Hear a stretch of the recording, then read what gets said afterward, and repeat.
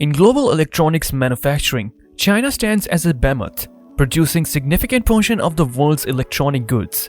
However, behind the cutting-edge technology lies a darker reality that often escapes the public eye. From the manufacturing floors to the broader environmental impact, a hidden side of this industry has fueled the digital age but at a considerable cost. Have you ever wondered about the fate of your old laptop or cell phone when you decide to part ways with them? Well, it turns out that a considerable portion of electronic waste finds its way to China. A recent report from the United Nations brings attention to the fact that China now appears to be the largest e-waste dumping site in the world. This designation underscores the significant influx of electronic waste into the country. The term e-waste refers to discarded electronic devices, and the issue has become a global concern due to environmental and health implications. As technology rapidly advances, the disposal of outdated devices become an increasing challenge, often leading to improper disposal methods that can harm the environment. It's a paradoxical situation. Many of the electronic gadgets initially manufactured in China find their way back to the country as electronic waste. According to United Nations data, approximately 70% of electronic waste generated globally ends up in China. This phenomenon occurs in part through illegal channels, as UN conventions specifically prohibit the transfer of electronic waste from developed countries like the United States to countries such as China and Vietnam. Guyu, a southeastern town nestled in China's main manufacturing zone, has been a major hub for the disposal of e-waste for the past decade. In Guyu, hundreds of thousands of people have become experts at dismantling electronic junk. Streets are lined with laborers sitting outside workshops, using hammers and drills to extract valuable components from household appliances. The roads are strewn with bundles of plastic, wires, cables, and other discarded materials. The scene in Guyu is reminiscent of a giant plastic harvest, with women standing on roadsides raking ankle-deep fields of plastic chips. The disposal of e-waste has become a significant industry in Guyu, reflecting the complex and interconnected nature of global waste management. In one workshop in Guyu, men were observed slicing open sacks of plastic chips, which were then poured into large vats of fluid. With shovels and bare hands, they stirred this synthetic mixture. Interestingly, one worker shared, "We sell this plastic to Foxconn." Foxconn, a Taiwanese company, is a major player in the electronic manufacturing industry, producing devices for various global companies, including Apple, Dell, and Hewlett-Packard. This connection highlights the intricate network of recycling and repurposing within the electronic waste disposal industry, with materials extracted in places like Guyu potentially being reused in this production of new electronic devices. In family-run garages, workers specialize in sorting plastic from old televisions and cars into different baskets. The plastic items are then sold for potential reuse. However, the recycling process in Guyu is far from environmentally friendly and possesses significant risks. While recycling, when done properly, can be beneficial for the environment, the primitive methods employed in places like Guyu have devastating consequences. According to a UN report from April 2013, Guyu has suffered an environmental calamity due to widespread e-waste disposal in the area.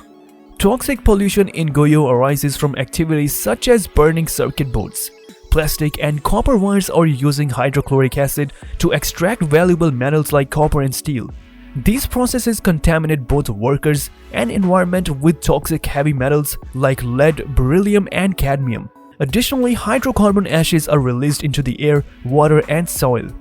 For first-time visitors to Guyu, the environmental impact is tangible, leaving a burning sensation in the eye and nostrils. The environmental impact of electronic waste in Guyu extends beyond air and soil pollution. Studies conducted by the Shantou University Medical College have revealed concerning findings, particularly in children tested in Guyu. Many of these children exhibited higher than average levels of lead in their blood, a condition known to stunt the development of the brain and central nervous system. The issue is further exemplified by piles of technological scrap dumped in a muddy field just outside the town. Amidst water buffalo gazing and soaking in ponds, electronic components with labels from companies like Hewlett-Packard, IBM, Espon, and Dell can be found. The water buffalo casually move through mounds of sheet glass, likely removed from video monitors. The presence of flat-screen displays in these electronic waste heaps is especially concerning, as such displays often contain mercury, a highly toxic metal. According to Green Space's report, the dismantling of equipment like flat-screen displays can release mercury into the environment. Incineration or landfilling of electronic waste can also result in mercury releases, posing a threat to the environment and potentially leading to bioaccumulation and biomagnification in food chains, particularly in fish. The workers in Guyu engaged in the e-waste business mostly come from impoverished regions of China and have limited educational backgrounds. Many are migrants who downplay the potential health hazards associated with their work, likely due to economic necessity. To protect their identities, the workers prefer to be identified by their family names only. Lu, a woman engaged in rapidly sorting plastic shards from devices like computer keyboards, remote controls, and computer mice, acknowledged the unhealthy nature of their work. She and her colleagues used lighter and blowtorches to burn plastic, helping identify different kinds of materials. Lu remarked, "It may not sound nice, but we don't dare eat the rice that we farm because it's planted here with all the pollution." Despite the acknowledged risks, some workers believe that there is little impact on the health of families that have lived in the area for generations. Despite the apparent improvements in Guyu over the years, with authorities cracking down on certain practices in the e-waste industry, residents have varying perspectives on the condition in the town.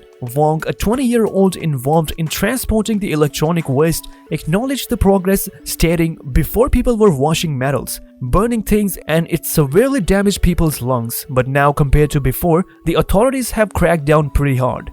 However, residents not directly involved in the e-waste business painted a different picture. A group of farmers who migrated to Guyu from neighboring Guangxi province expressed concerns about the pollution. They revealed that they did not dare drink the local well water and claimed that using it to wash clothes turned fabrics yellow.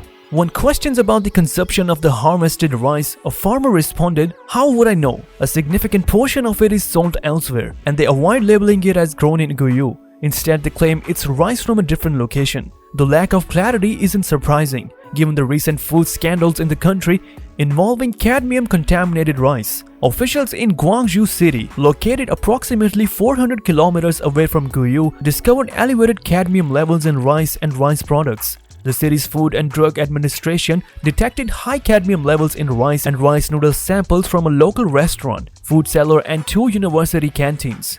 However, officials didn't specify how the contaminated rice entered the city's food supply. Attempts to contact the Guyu town government were unsuccessful, as government officials declined to comment on the electronic waste issue and disconnected the phone. Nevertheless, it seems that government initiatives to restrict the import of foreign waste are decreasing the influx of electronic trash into Guyu. One individual running a plastic sorting workshop expressed concerns, saying, "Why are they preventing garbage from reaching us? It's certainly affecting our business." The Chinese government achieved some success in regulating e-waste disposal through the Home Appliance Old for New rebate program, tested from 2009 to 2011 with substantial government subsidies. The program collected millions of outdated home appliances, according to the UN. Even if Chinese authorities managed to curb the influx of smuggled foreign garbage, the UN warns that the country is experiencing a rapid increase in its own generation of e-waste. The UN report highlights the exponential surge in the sales of TVs, refrigerators, washing machines, air conditioners, and computers in China over a 16-year period due to technological and economic development. The issues in Guyu underscored the broader challenges associated with the e-waste disposal globally. While China has made efforts to regulate e-waste disposal, including restricting imports of foreign waste, the country is also generating a significant amount of its e-waste due to rapid technological and economic development. As the world deals with the increasing volume of electronic waste, finding sustainable and environmentally friendly solutions is crucial for the well-being of both people and the planet. To break the vicious cycle of pollution stemming from both the manufacturing and disposal of electronic devices, environmental organizations like Greenpeace advocate for a shift in the way products are made and disposed of. One key aspect is urging manufacturers to use fewer toxic chemicals in their products, thereby reducing the environmental impact throughout the life cycle of these devices. Greenpeace also addressed consumers directly, encouraging them to be more conscious of the environmental consequences when upgrading their phones, tablets, or other electronic devices. The organization emphasizes the importance of considering the ecological footprint associated with each purchase and encourages consumers to think about the end-of-life disposal of their gadgets. By raising awareness and promoting sustainable practices in both production and consumption, Environmental organizations aim to contribute to a more responsible and environmentally friendly approach to the life cycle of electronic devices. That concludes today's video. Click the subscribe button for more. Thanks for watching.